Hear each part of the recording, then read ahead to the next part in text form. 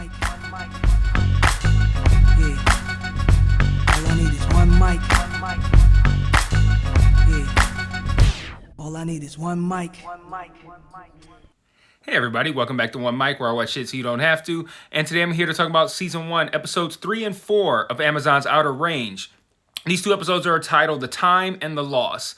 I've noticed now that there is a consistency in the titles. All four titles have been the something. We had The Void, The Land, The Time, and The Loss. I don't know if that's going to turn into anything or if that's really going to matter, but it always interests me when episodes all have the same kind of theme almost. Episode titles, have the same kind of theme. And I remember noting in the last video that it almost seemed like the two episodes were reversed. Like the first episode should have been called The Land and the second one should have been called The Void. I don't think that's necessarily the case here. I didn't break this episode down. These episodes down by episode. I kind of looked at them as a collective. So I can't really recall what in the third episode might have been related to time. I don't know if they explored that whole idea of Royal having gone to the future when he jumped into the hole. I don't remember if that was episode 3 or 4. But if that was episode 3, that could be linked to that. And then with the loss, I'm assuming that's kind of referring to the card game that takes place at the end of the episode. But before I get into that, I just want to start by kind of outlining how I think I'm going to cover this show for the remainder of the season. And rather than going, this is what happened in episode 3, or this is what I think of episode 3, and this is what I think of episode 4, I'm going to look at them as a collective. And I want to kind of like pinpoint, I don't want to say pinpoint, like update each major story arc and just kind of like talk about that a little bit. And then I want to entertain questions. When I say entertain questions, obviously you guys aren't asking me questions, but I want to pose questions. I might be able to answer them. I might not. You guys might be able to answer them. You might not. But I do want to just spend some time talking about the questions that are raised on this show and the things that we are expecting answers on, because the show is very interesting in that it seems like multiple genres in one show. Like we have the mystery surrounding Trevor's death, and we know what happened, but we want to see how is this going to play out. Are the Abbotts going to get out of this or not? Are they going to get caught? Are the Tillersons going to find out that the Abbotts were involved? You know, what's going to happen there? We have that mystery, which is a grounded kind of mystery, just a regular, like something you might see on Yellowstone, like, oh, what happened with this murder? And then we have the situation with the land, with Wayne trying to buy this land, or not trying to gain control of this land, and how's that going to play out? And then we have all the mystical, mystery, weird shit that happens too. So I really dig that about this show. And because of that mystery stuff, that's kind of almost how I want to break it down. Like updating the major plot lines is going to be like kind of like the more grounded stuff. And then the questions are going to be kind of more like, okay, what's up with this weird thing? What's up with that weird thing? So that's kind of how I want to break this down. But I really love this show. Like it's right up my alley. I love those. I love like how I cited each of those different aspects of the show. I love those things individually. Like, you know, if this show was just about Trevor's murder and them trying to get away with it, that show would be interesting to me. If this show was just about Wayne trying to get that piece of land and why he wants it, how he's going to go about getting it, that interests me too. And then all the weird shit interests me. So I really enjoy the show. There are some things that I don't like. And when I say I don't like them, that could change. Like these are things that maybe they seem weird to me now, but they could still be answered or make sense, be made to make sense later in the season. Although, and then there are things that I just flat out don't like. Well, one thing, two, that I just flat out don't like. But by and large, like when we're talking about like how much of this I like and how much of it I don't like, we're like 98% of it I like and 2% I don't. But we'll talk about that later, because I'm also going to talk about those things that I don't like after I kind of talk about each individual storyline. So that's how I want to start. I'm going to start with Sheriff Joy, who has she's a bit more prominent in these two episodes, as now she's begun investigating Trevor's disappearance and / murder. And you know, she's actively campaigning as a, you know, politician, I guess, running for sheriff. At the same time, she's investigating this really big disappearance / murder. And it's interesting that, one, she definitely believes that Rhett is involved, which, I mean, you would, right? If you find the a missing guy's belt buckle and it has Rhett's blood on it, you're going to think, okay, Rhett's involved in some way. The Abbotts are probably collectively involved in some way, and I need to get this information out of here because they're definitely up to something, at least, whether he did it or not. Which we know Rhett didn't actually kill Trevor, but it still opens up a whole can of worms if she starts to piece together what happened here. But once they find Trevor's body, she questions all of the Abbott family, and there's this cool scene where she asks one of the other deputies, I think his name was like Matt, and she says, while she's questioning them, she texts him because they're like, where's Rhett? And he's like, he's at some store in town. We haven't been able to get in contact with him. She says, go to that store. She texts this guy, go to the store, get eyes on Rhett. And then after she's done talking to them, she says, she tells him to go after Rhett, ask him where he went after he had a fight with Trevor, and then to make sure that he doesn't answer his phone because he doesn't know they found the body. And that was smart. I like that. I like the fact that she's very smart in how she's approaching this investigation, which makes it that much more compelling because you don't feel like the Abbotts are trying to outsmart a dim-witted cop.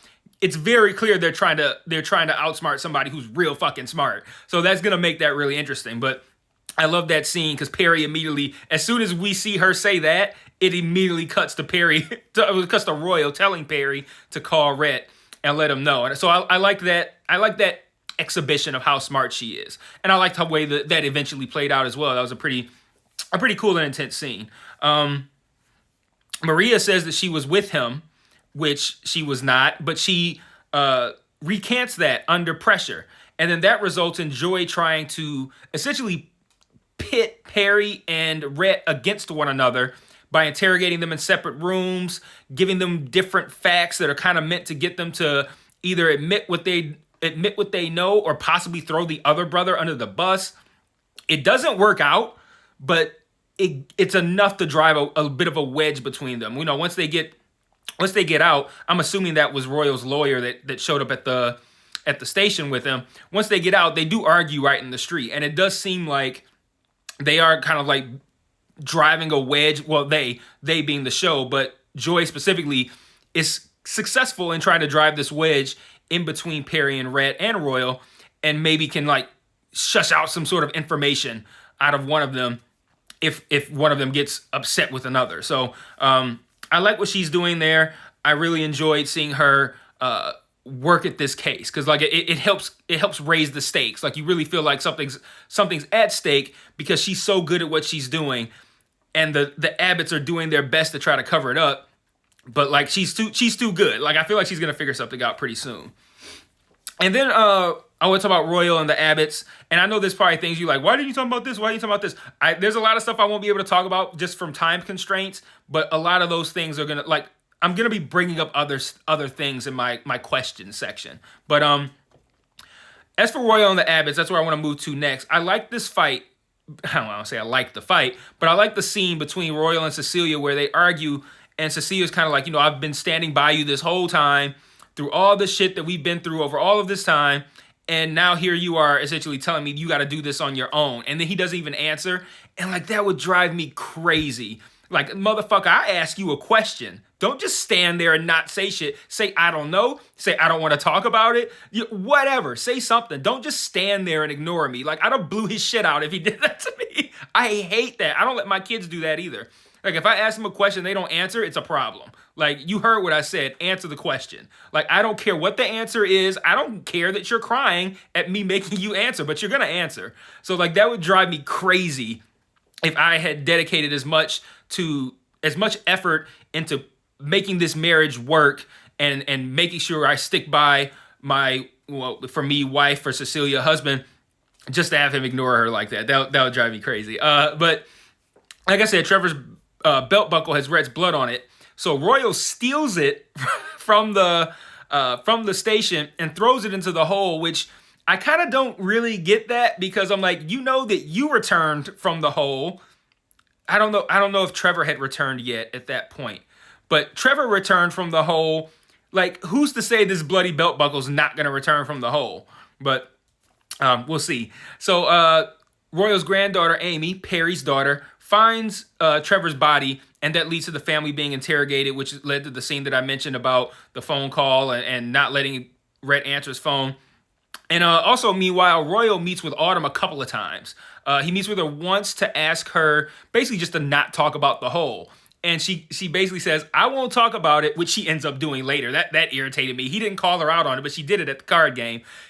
She agrees to not talk about the hole if Royal agrees to tell her about his experiences in it. And then later they have this card game. And the card game's interesting because it looks like Autumn is having a good run. She's collecting a lot of money when Royal walks in. Royal walks in and tells this story about, he has to see her feet, and he tells this story about some tall, pale guy that comes in to play cards, and someone drops a card, and they go to pick it up using a lantern, and they see that he has hooves, and that the card player was the devil, so that because of that, they make players show their feet. She puts her feet on the table. She's cool. She asks Royal to do the same. He refuses. They play, and it's very clear that Royal has a good hand, but we see at the very end of, well, not at the very end, but right before they put their cards down, that Royal has, I think he had the king and queen of clubs and the king and queen of spades and the two of hearts. But then when he puts his cards down, his hand shows the king of hearts. So now he's got 3 kings and 2 queens, and he ends up winning. And the stakes were that if he won, he would get not just the, well, he said at first he said he wanted the story behind the necklace, and then they raised the ante, and he said that he wants the necklace itself. In exchange, he offers his entire 1,200-acre West pasture, which we know obviously Wayne would have a big investment in whether or not he gave that away, but he cheats to win the card game, and now he has the necklace. So that's essentially how the Royal storyline ends. There's a little bit more, but I'm going to say, like I said, I'm addressing that part in my question section later. So we'll be talking about the scene that happens after the necklace in a little bit. And then the Tillersons in the last, we go 9 months into the past, and Wayne seems a lot better off. Like, he's walking around, he's smoking. So I'm thinking that whatever's wrong with him now must be related to his lungs because he coughs a lot. He's got the oxygen. But also his condition seems to kind of waver. Like, sometimes he seems okay. Then sometimes he's in his wheelchair with his oxygen in. I don't really know what's up with Wayne. But anyway, 9 months in the past, he seems pretty okay. And I guess a worker of his comes in with this rock that looks like, I don't know, it looks different. Like, it looks like it's cracked. And then it almost looks like the inside of an apple, kind of, but still rock in nature.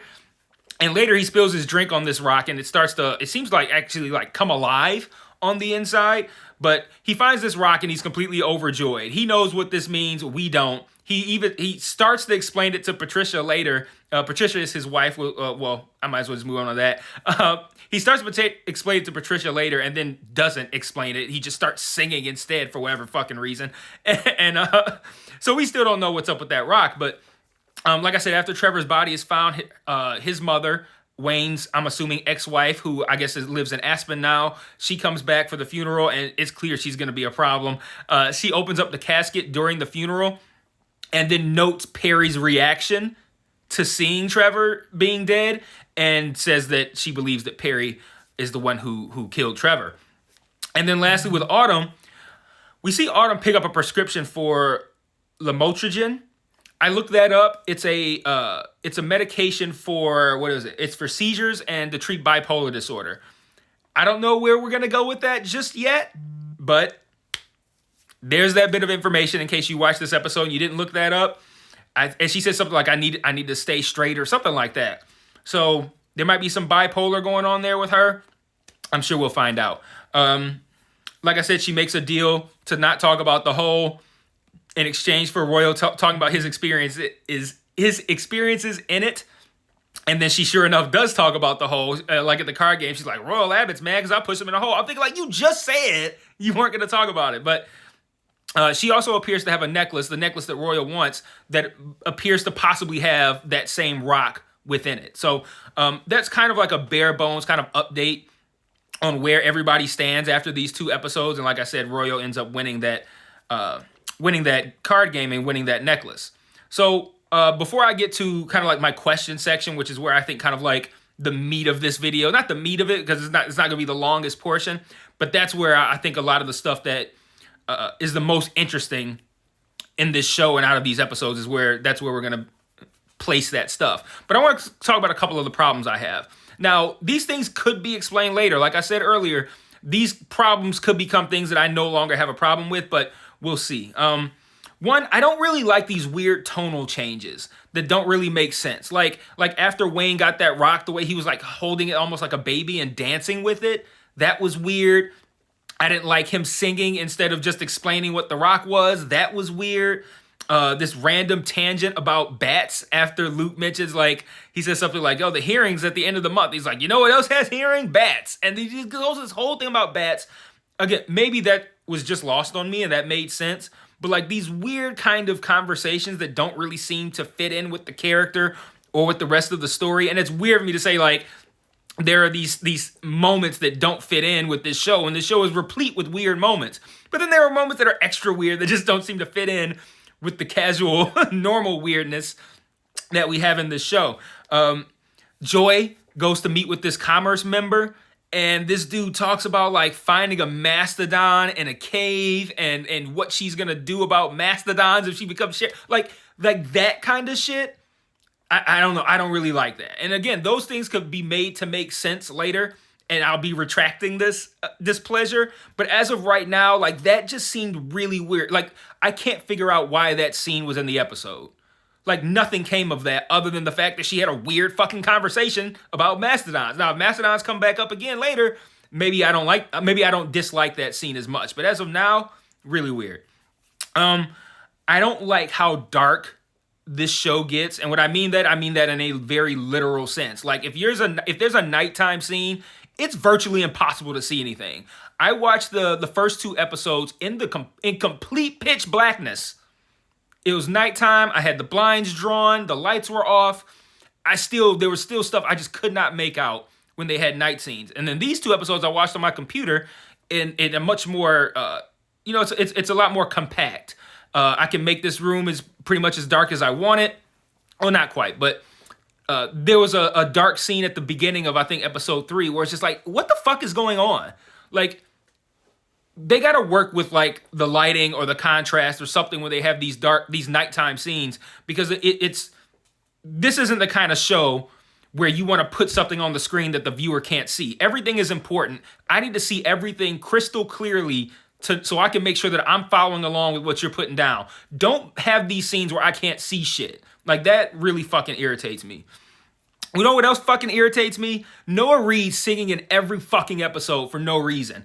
Driving me crazy. I get it. We know Noah Reid can sing. We saw it on Schitt's Creek. You get a guy like Noah Reid on your show, you don't have to make him sing. Okay, just because he can doesn't mean you have to do it. If he can fucking backflip, do you need him backflipping every fucking episode? Do you need him ice skating every episode if he's a fucking figure skater? No, you don't need him singing in every episode. And it's like irritating now. Like in the episode 2, I think, when he was singing in his underwear, it was like, okay, he's singing, whatever, that's fine. Apparently this is a singing ass family, but he's singing his underwear, whatever. You got Noah Reid, you want to have him sing, cool. Then he sings in episode 3 for no fucking reason. Then he sings in episode 4 at the funeral. Who the fuck sings like that at a funeral? He sings at the fucking funeral for no reason. I'm just like, just because you have someone who can sing, you don't have to shoehorn singing into every episode. Like, they don't need to sing at all. Like, I'm not watching a fucking musical. Like, Wayne don't need to sing. Billy don't need to sing. Nobody needs to fucking sing. Like, just because you have someone that can sing doesn't mean they have to do it all the fucking time. Like, man, that shit, like you guys should have seen the way I lost my shit. Because already I had it in my notes. I'm sick of Noah Reid fucking singing. I had that in my notes before the funeral part. The funeral part, I lost my shit. So, yeah, that drives me nuts. So now I want to get to the questions, and that's going to wrap. I'm at about 20 minutes, so this is the perfect time to get to these questions and wrap this one up. So, first question, what's up with the rocks? Wayne seemed to be in better health prior to getting that rock from that worker. I'm not saying the rock accelerated his illness or caused it, but he was in better health. But he also could have just had, a 9-month deterioration from too much smoking. But you know what else I thought was interesting? The fact that when we flash back to him getting the rock, It was 9 months ago. Do you guys remember what else happened 9 months ago? Yeah, Perry's wife went missing. I'm not saying they're connected, but 9 is not just some arbitrary fucking number. Like, we're going to go 9 months in the past to Wayne getting this rock, and it's like, oh, it's a coincidence. No. There's got to be some kind of connection. I said I'm not saying they're connected. Now I kind of am, but I feel like you don't just arbitrarily choose that time period and there's no connection there. The Rock also seems to attract people to the hole. Like once Royal has the necklace, he's compelled to go to the hole. We see him snatch it up and leave. And that's where he finds Wayne. We're at the end of episode 4. And Wayne was compelled to go to the hole after his rock started to come alive after whatever he spilled his drink on it. So these rocks seem to draw people to the hole. Maybe that's why Autumn was there when Wayne threw Trevor's body into it. Maybe she was compelled via her necklace. I don't know if she had the necklace at the time, by the way. I could just be grasping at straws here. She could have made the necklace out of when she found the rock, when she was digging, I think at the beginning of episode 3. So not sure about that. But yeah, the rock does seem to be drawing people to the hole. So I'm pretty sure the two things are connected. We know that's why Wayne wants to get that piece of the West pasture. So yeah, what's up with the rocks? And then also with the number 9, again, Autumn doesn't remember anything before the age of 9. Like, what is up with 9? I don't know, but we'll get there, I'm sure. And also specifically, what's up with the hole? Royal says it was when Autumn asked him, like, what was it like when I pushed you in there? He says it was like this place but different, and she assumes that he went into the future, which is what seemed to happen. He popped up in what did appear to be the future. There appeared to be like almost like a setup of a science area around the hole.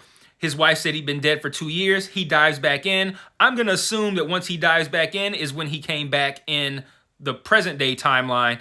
And so I don't know. What can we glean from that? Because we also know that once Trevor's body was looked at, that it was determined that he had only been dead 10 hours prior to being found. So we know that for Trevor, like, time stopped once he was put in the hole for his body. Like, his body did not decay. It didn't change. It was gone for however long it was gone in presumably another timeline in the future. I don't know. Maybe it just sat around for however many days. But how did his body get back? Because Royal jumped back in to the hole. Trevor was dead, so he couldn't have done it himself. Did somebody in the future timeline throw Trevor's body back into the hole so it can show up in present day? Was that Autumn? Does Autumn know what's going on? Hey, I don't know. You guys tell me in the comments what you think about the hole. I also wonder how does Royal die? Because if he went 2 years into the future when he was pushed into the hole and he finds out that he'd been dead for 2 years, that means that he dies at some point in this present day timeline. I wonder how that is. When Royal and Autumn shook hands, Royal notes this mountain disappearing in the background, and it looked to me like birds were falling out of the sky. He notes it, doesn't react. Autumn has her back turned, doesn't see it. Joy sees it while she's driving, pretends like she doesn't see it when she's told about it. She gets back to the station and somebody's like, yeah, we've gotten 12 calls about a mountain disappearing. She's like, what? Like, you saw it? And then she talks to Royal about it and is like, yeah, can you believe they're talking about mountains disappearing? Like, I don't know why she's pretending she didn't see that. But when they shook hands, mountain disappeared, looked like birds falling from the sky. What's up with that? I wonder if it's something that is a result of them shaking hands, because once they shook hands, it disappeared, and once they released it, returned. So if we stick with this idea that maybe the hole has something to do with time travel, maybe when they shook hands, they I don't know, created a glitch in the Matrix or something like that caused that mountain to disappear, because at whatever point in the future that mountain's not there. Or maybe whatever point in the past, who knows how time works within this hole. But that would suggest that, well, it doesn't necessarily suggest it, but I wonder I would think that if Royal shook hands with anybody, that could happen. But the fact that he shook hands with Autumn specifically, and she had the rock necklace, it makes me wonder if it's something about them two specifically shaking hands that caused that? Does it have to mean that Autumn was in the hole? Does her just having part of a rock mean enough? I don't know. Again, question for you guys. Let me know what you think. But yeah, what's up with them? What's up with their handshake causing shit to disappear? And what's up with the bison? I still don't know what the point of the bison just randomly shows up with the arrows. We see Wayne mourning his son nude, wearing like a pelt that I'm assuming is made out of bison, looking at this bison head. Like, what is the significance of this bison to Wayne? Why does this bison just keep popping up in random places, including at the card game? Why was it there? I don't know. Did the bison go in the hole? I could see bison just randomly walking around Royal's property and falling in that hole. Who knows? Yeah, I don't know. I think the bison might be a sign of some sort, but I don't know. I don't know what that is yet. Question: is Wayne gonna get the land? Because that assessor is a piece of shit. And lastly, just a couple of quick notes. Getting a little late here. Royal asks what he can do to help Rhett, and Rhett goes, I don't know, turn back time. And I feel like a light bulb came on over Royal's head. I wonder if they're gonna find a way to use the hole to maybe bring Trevor back to life. I don't know. And lastly, I found out that Red is played by Bill Pullman's son. And I didn't know that, but if you know that and then you look at him, you can see the resemblance. So that's all I got. Let me know what you guys think in the comments. Again, I love this show. I don't like the pointless singing all the time. I don't like how dark the scenes are. I don't like these weird tonal changes. But that stuff makes up such a small portion, and everything else I absolutely love. So really enjoying this show, and I'll see you guys next week for episodes 5 and 6. Till then, peace.